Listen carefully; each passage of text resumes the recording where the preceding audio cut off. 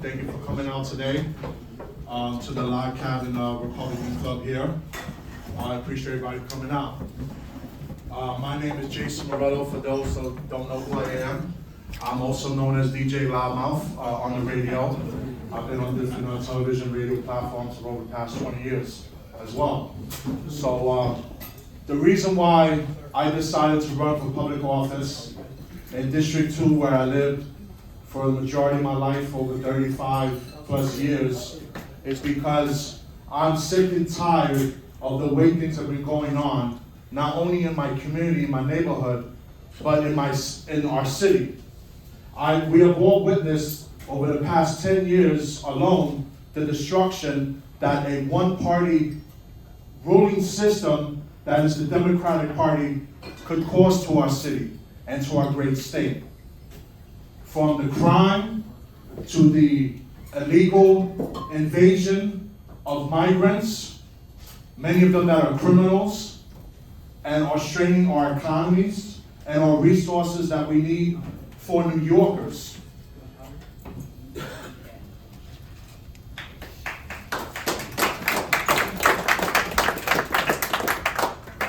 What they've done in District 2, where I live, in Alphabet City, East Village, the Lower East Side, which is a company by Union Square, Ferryden, Kips Bay, Gramercy Park, is disgraceful what they've done.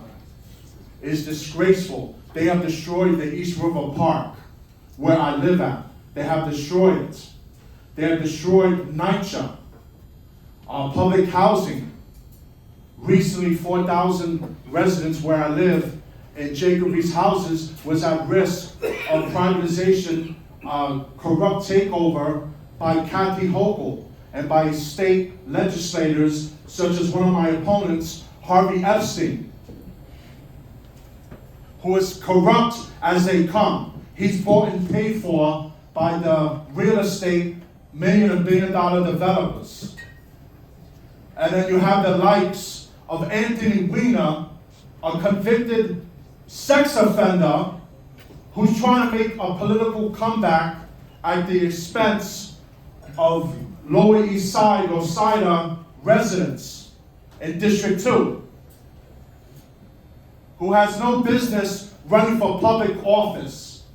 He's a total fraud and disgrace. So I decided last year, I'm sick and tired, and it's time for me to step in the political arena. And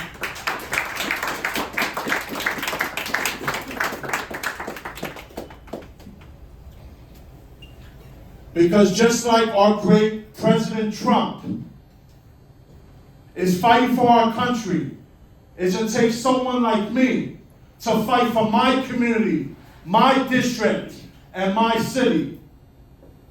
But I can't do it alone. I need everyone in this room's support. Everyone here needs to be mobilized, not just for my campaign, for my fellow colleagues' campaigns as well. Because the momentum that we have when we took back America last November and Trump got reelected into office, now we have to make New York and New York City great again.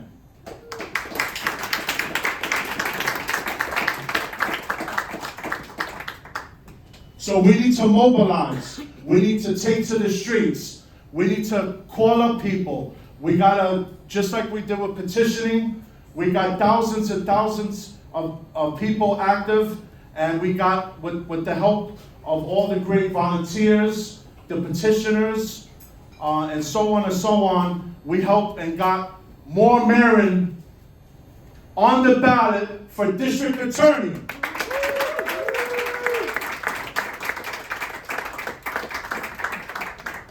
Because we need to clean up City Hall. And it starts with us. If you're waiting for the Democrats or anyone else to come to save us, they ain't coming. So it's either us or nobody. And it doesn't matter what gender you are, what race you are, we're all in this together, we're all New Yorkers and all American.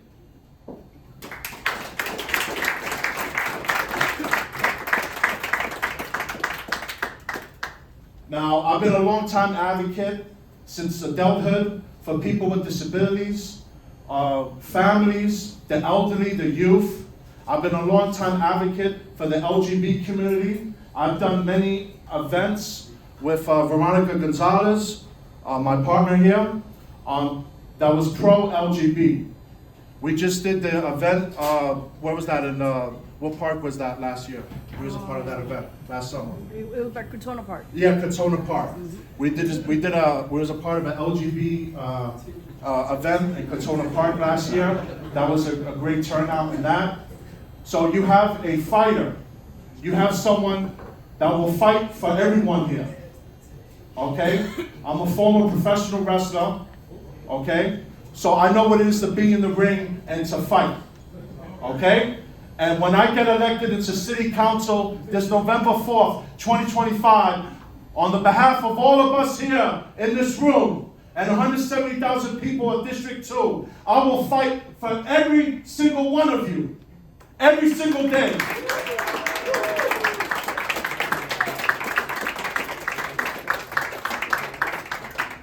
My opponents are running scared. I was not invited yesterday to the little candidate forum that they had in the East Village, but that's okay. Because November 4th, 2025, they're gonna hear all of us real soon.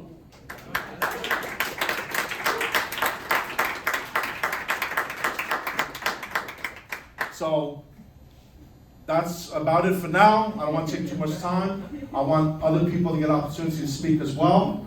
And I'm here to, anybody has any questions for me or anything, I'm here. I brought my contribution cards. So if I could get any support, I would appreciate it. Because I am fighting a corrupt system here, as you know. And you know, they have their special interests. They have their unions. My opponents, they have, you know, all that lined up. So I need your support to help me carry over so I can win for all of us November 4th, 2025. I'm Jason Murillo. More information on my website, Jason Murillo, M-U-R-I-L-O, for NYC.com, or DJ Loudmouth for NYC.com. I'm on social media, I'm everywhere, all right? And I will be proud to represent everyone here as the next City Council member, November 4th, 2025. Together we will make New York City safe again, all right? We will make New York City have common sense again. And together with everyone's support, we will make New York City great again. Thank you. Let's go.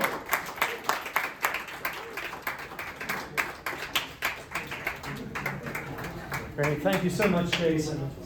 Homegrown passion, we love to see it. It goes without saying, City Council is like the Congress of New York City. So every voice that fights against the Democrat domination is necessary. Okay, next up, also running for City Council, this time District 5. We're honored to have Alina Bonsell. Woo!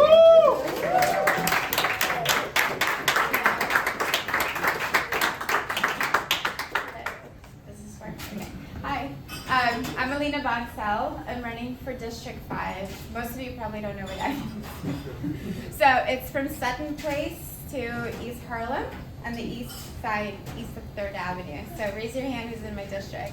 Woo! Okay.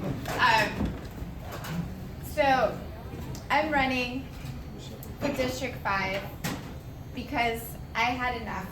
I had enough of these backward laws,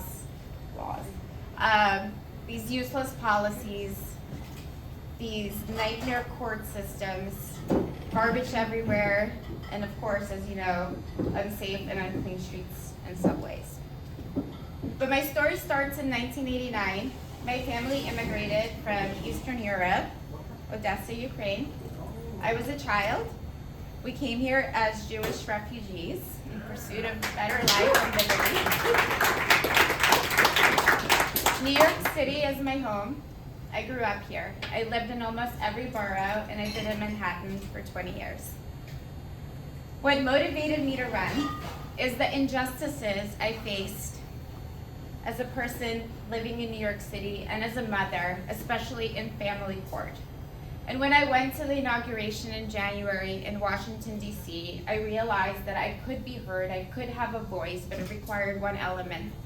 I needed to be elected into office. Instagram wasn't enough.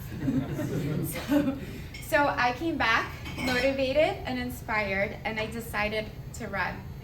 And you know what? You need me to run, because we have 49 seats in City Council, 5 are Republican, and 44 are Democrat. No wonder this city is in fucking crisis. So, the worst part about it, Manhattan, the richest, most powerful, most densely populated borough, zero representation from a Republican city council. Let's hope to get someone in this election. Spread it to your friends, family, anybody that's in Manhattan. Let's get at least one person. So then I dug a little deeper. I wanted to look at the data. New York City, according to this very well-known agency called Henley and Partners, they do data every year. New York City's the #1 richest city in the world, as it is every year. No one's surprised, right? Tokyo is #3. Who's been to Tokyo? Yeah. To the airport. Tokyo is beautiful. We have clean streets. When I was there, I couldn't even find anywhere to throw away my tissue because I had to walk 3 blocks to find a trash can. They have no crime, they're efficient, the train system is immaculate. It is the epitome of what a city should be like. Here's the interesting part. Tokyo has 14 million residents. New York City has 8.5 million residents. New York City, according to this year's data, operates on a budget of $112.4 billion. Tokyo, when converted from yen, operates on a budget of $52 billion. How do we not exemplify Tokyo? We are less populated and more funded. Per capita, $3,700 is spent per resident in Tokyo versus over $13,000 on a New York City resident. Yeah, we have crime, we have gross subways, we have garbage. Where is this money going? Pockets. De Blasio's pocket. So my vision is for a fair and just New York City. My vision is for family court to foster unity between parents and children instead of division. My vision is for landlords and tenants to have balanced rights. Tenants should not be subject to astronomical rent increases that price them out.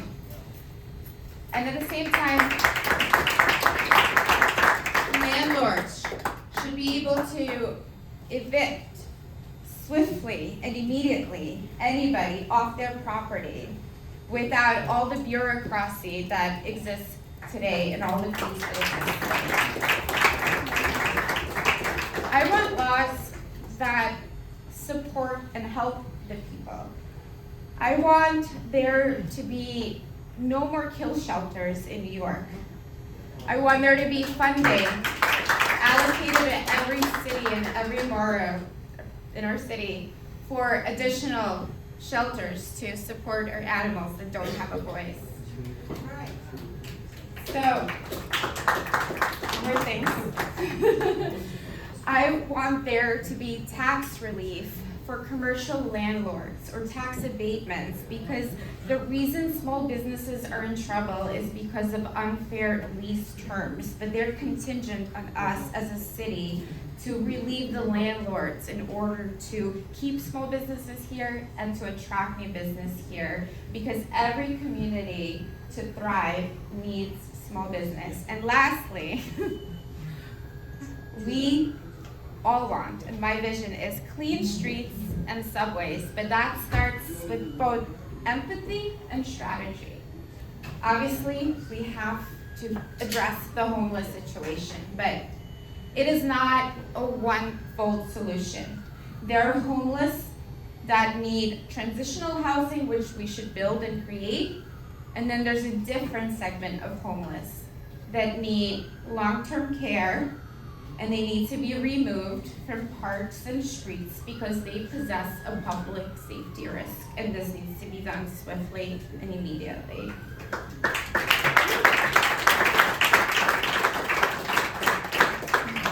I want New York to be the greatest city in the world, not because it just has the most amount of billionaires.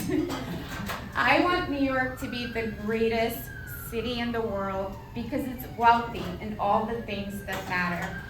Wealthy in cleanliness, wealthy in safety, wealthy in community and opportunity, wealthy in fairness, wealthy in action. And that is why I'm running for City Council for District 5, because somebody has to. and if you support my campaign and help me get my voice and message out there for the November election, I would appreciate it. I love my cards around, and this is my QR code for contribute or follow me on social media. And if there's anything you can do to assist me through your neighborhood, friends, communities, donors, I'd really appreciate it. Thank you. Thank you, Alina Bonsell, for District 5. Yes, we will be coordinating with all the campaigns to make it as easy as possible for you, our members, to get involved, to knock on doors, to get the word out about our Republican candidates, because we need every voice in city government. Alina mentioned that there's a lot of issues facing this city. Obviously, there are homelessness, pet shelters, tenants and landlords' rights. But, hey guys. But the issue that she came to again and again is to point out that we are the wealthiest city in the world, New York. And what do we have to show for it? Only the billionaires. A lot of billionaires, sure. But the office that is most directly in charge of how this office spends its money is the Office of Comptroller. And it's basically the CFO of the city. Fun fact, I asked ChatGPT today, why does Comptroller have a P in it? And fun fact, it's because of a 15th century mistranslation of the French. That's not important. What is important, fun fact, what is important is how the city spends its tax dollars. The tax dollars that every single person gives grudgingly. We just gave a whole bunch yesterday. I'd like to know that it's being spent properly. So to outline his vision of how he's going to spend our money is Peter Kefalas, running for Comptroller of our fair city.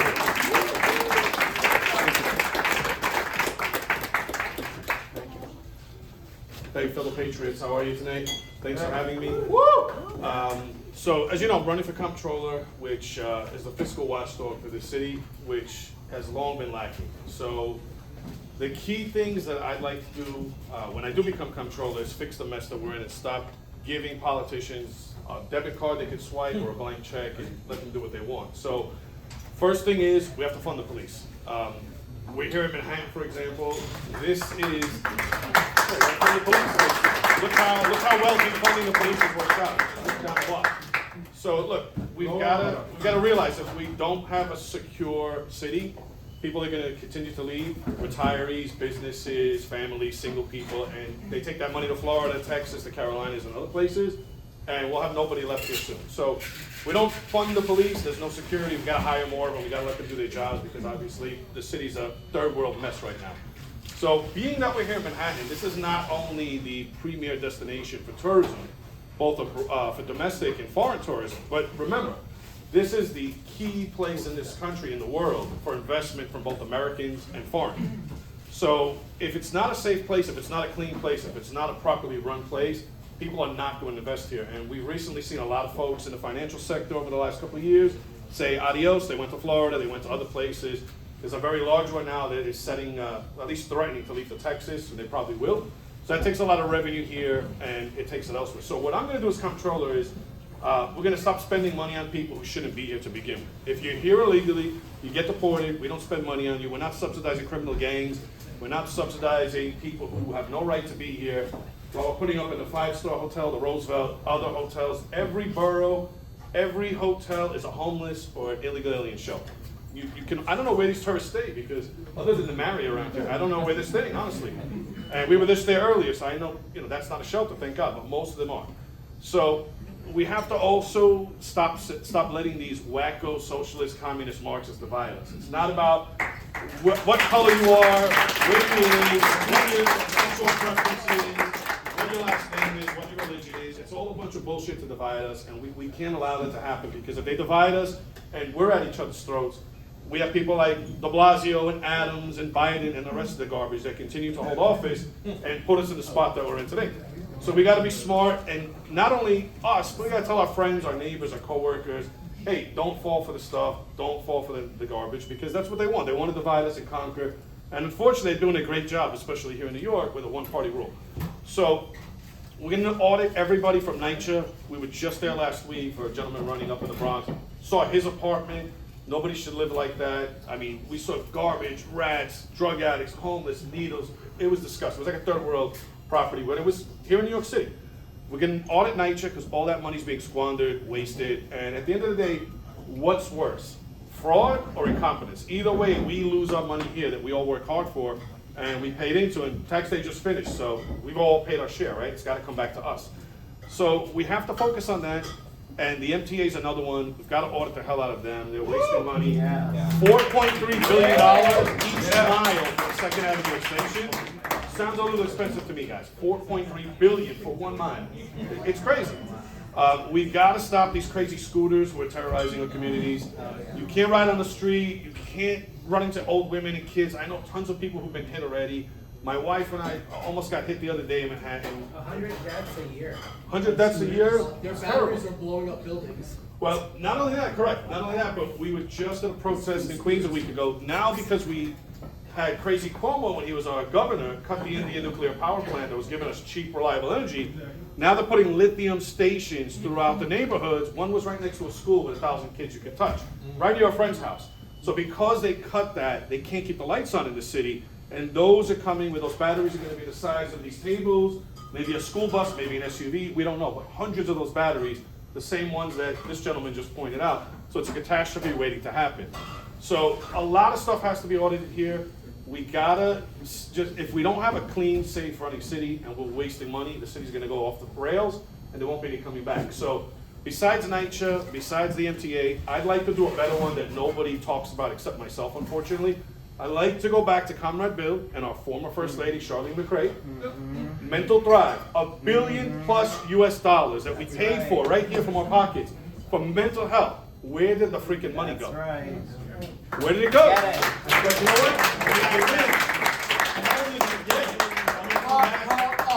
I'm gonna show you guys where it went, and then maybe she needs some bracelets on her, and they're not gonna be Tiffany bracelets, they'll be handcuffs, and she needs to go to prison.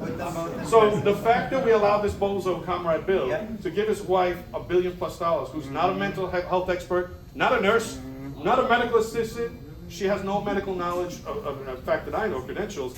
So we have to audit that, because it seems like all of the Democrats who've been in power from then till now conveniently don't talk about it and conveniently forgot about it.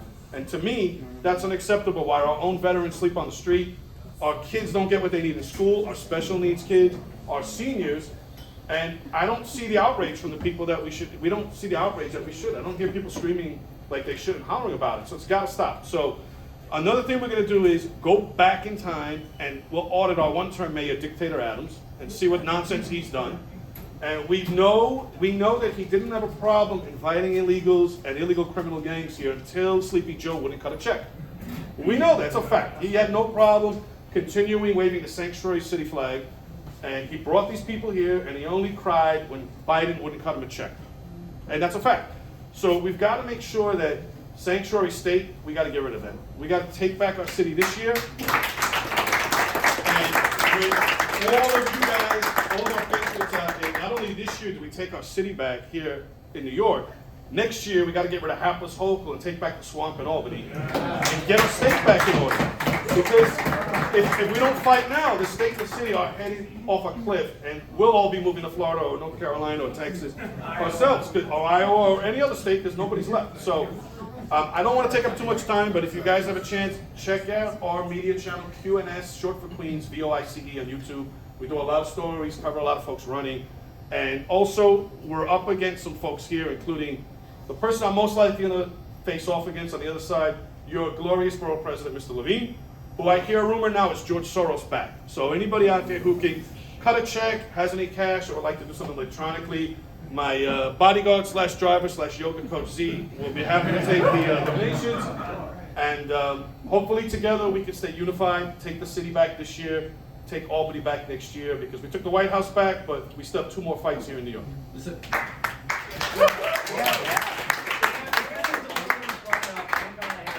Is the lithium batteries. In Boston's North End, they had a molasses faculty explode, and lots of people were killed by molasses. And that was, you don't think this, it's kind of a funny way to die. It's not a sweet death, I don't think. No. But it was significant at the time because that was built under, for speed, quickness. They cut corners. These lithium battery places are in the same predicament. You need to bring that context. This was been that, molasses, not something you would anticipate as being explosive. This is a million times more dangerous. Exactly, but no one brings that into any of the conversations. And maybe if New Yorkers were more educated on how stupid our leaders have been in the past, and how history does have a tendency to repeat itself, because this, it's just sugar. It ain't gonna kill anyone. But just maybe going forward. So all the candidates are going to stay after the speeches and mingle with us. We hope that you can save your questions until the end. We'll have plenty of time to answer them all. Peter Kefalas, thank you so much. Running for Comptroller. Let's get control of our city's finances. So all city dwellers, question number 1 is, how are they spending my money? Question number 2 is, how are they keeping me safe, and are they applying the law as well? And to help us out of our current morass, a morass named Alvin Bragg is Maud Maron, running for district attorney. Maud Maron.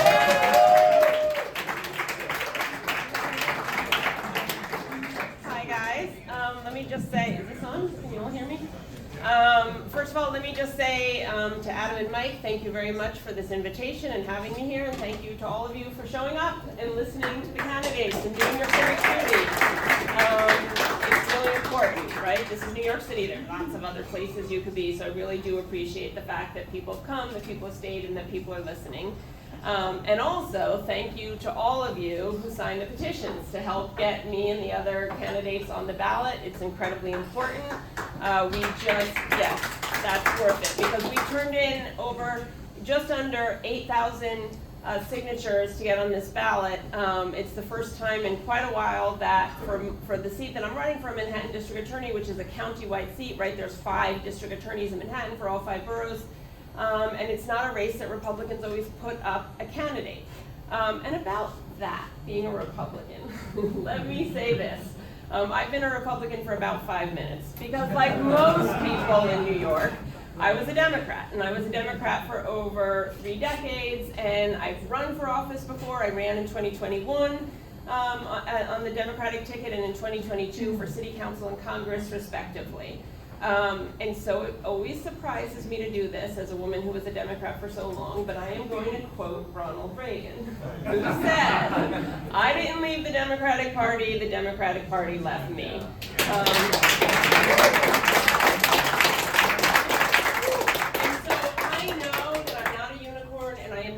In that situation. There are many, many New Yorkers who feel the same way. Those of us who are socially liberal, fiscally conservative, sane about the policies that affect all of our everyday lives, and many of us who were or still are registered Democrats are looking at the far left flank of the party, which is sort of gobbling up the rest of the party right now and thinking, where do I fit in?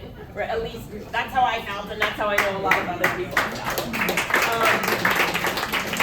And you know, New York City has had, you know, my parents, like the baby boomer generation, my dad would talk to me about Rockefeller Republicans, like Republicans in New York who were traditionally, you know, a little bit more socially liberal than maybe the National Republican Party, and who were a little bit more, you know, have that little New York something going on as a Republican. And I think what we need, fiercely need, I'm going to talk about the DA's race in a second, and I'll keep it brief because I know I'm the last one, but what we really need in this city is a contest of ideas in November, right? We have had a situation for a long time now where everyone says, with a few exceptions in Staten Island and South Brooklyn and parts of Queens here and there, but overall, what Alina pointed out about how many Democrats are in city council or in our citywide races, we've had a situation where the Democratic primary decides our elected official. And so,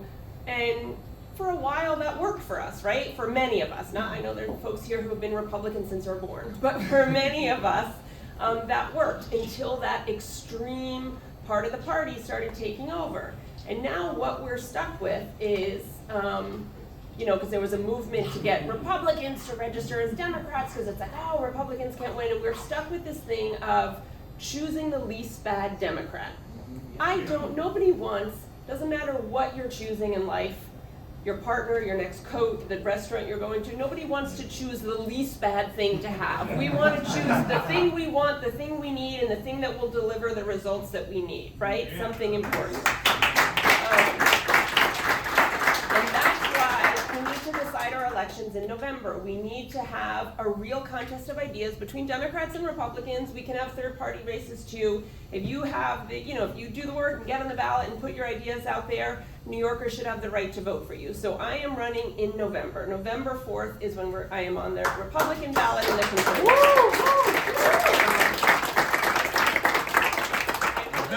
Alvin Bragg. I've had the pleasure of talking to a few of you here already this evening who know a little bit about me, but for those of you who don't, I'm going to give you a quick rundown. I am a lawyer, I'm an educator, I am a mom, I am elected to the school board here in Manhattan, where I have been pissing off all the right people for a while now.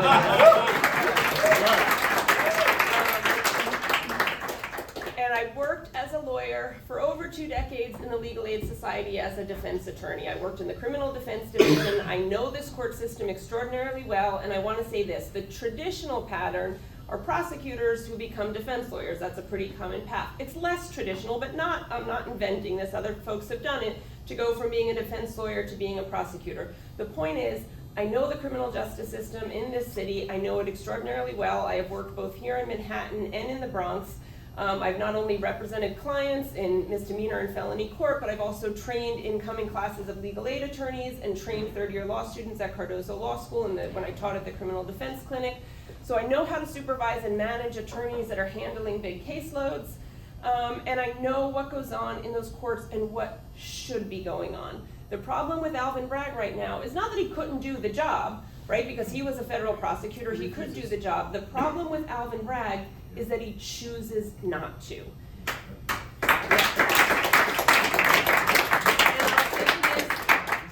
I'll say this about Alvin Bragg is that I always say you got to give the devil his due. He's a man of his word. He told us when he was running for office that he was not going to prosecute certain crimes because of his far left ideology, and he was funded by a far left ideologue, George Soros, who funded not only Alvin Bragg, but the prosecutors in San Francisco and Los Angeles and some other cities in this country who have all seen the same thing we've seen, right? I've talked to folks here who've lived in Los Angeles recently, right? Those cities became less safe for the people who pay really high taxes in our blue cities.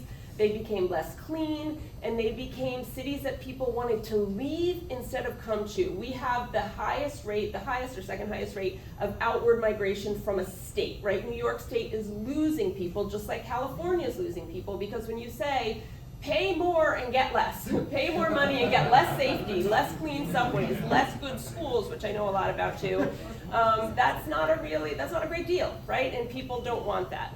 So that's the bad part. Here's the good part.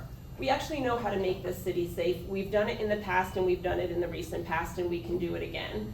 A prosecutor in any borough has to work hand in hand with the NYPD as a partner and not pretend that the NYPD is the enemy and that needs to be vilified. No police department is perfect, and I've seen bad policing, of course it happens, and when there is a problem with a police officer, you need to prosecute crimes when they happen, whether it's on the force or not on the force.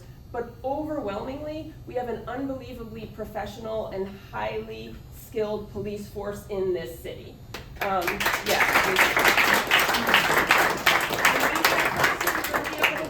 job is to work with the police. The police are out in the force doing law enforcement. They make the arrests. They bring those arrests to prosecutors, and prosecutors have to work hand in hand with those police officers to write up those cases, to prosecute those cases, to develop those cases for, it's just like in Law and Order when they make that little sound. You're either going to have a plea bargain or you're going to go to trial, and I've done it for years and years. And if you're going to go to trial, you have to work with the cops. You have to work with the detectives. You have to be able to have that good relationship. And then on top of that, in addition to working with the NYPD, you need to have assistant district attorneys who can actually prosecute the cases. What we have now, if you look at, as I did a few months ago, if you go through and look at all the press releases that Alvin Bragg put out, there are certain words he won't say, one of which is criminal. So he says those in need, and he talks about people so social workers are awesome. I know a lot of really talented and skilled social workers, but if you want to be a social worker, go be a social worker. If you're going to be a prosecutor, you have to be comfortable prosecuting crimes and acknowledging that some people are criminals who should be prosecuted and should be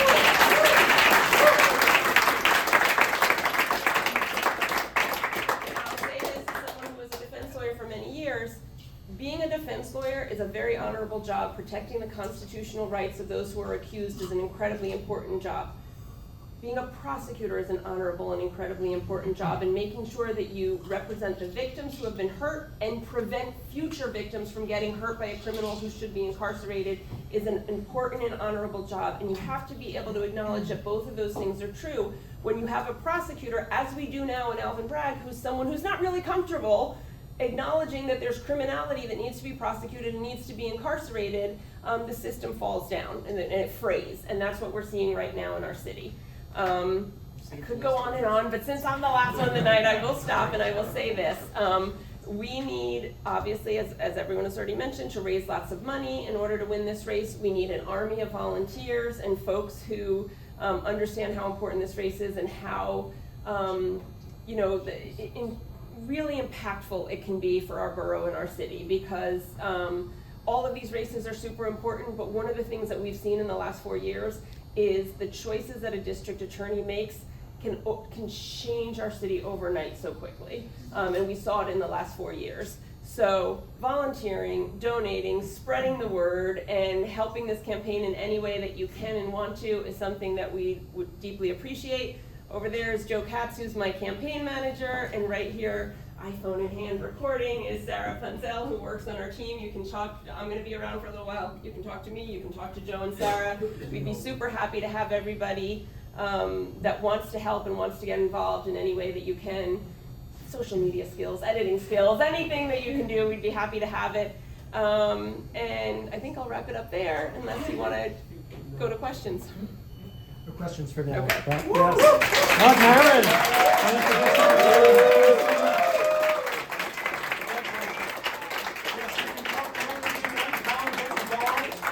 2025 is our year. We've made a national push last year. This year we can get local, personal, make a difference. Talk to their to their folks directly. We will be providing you opportunities as the year goes on to get involved.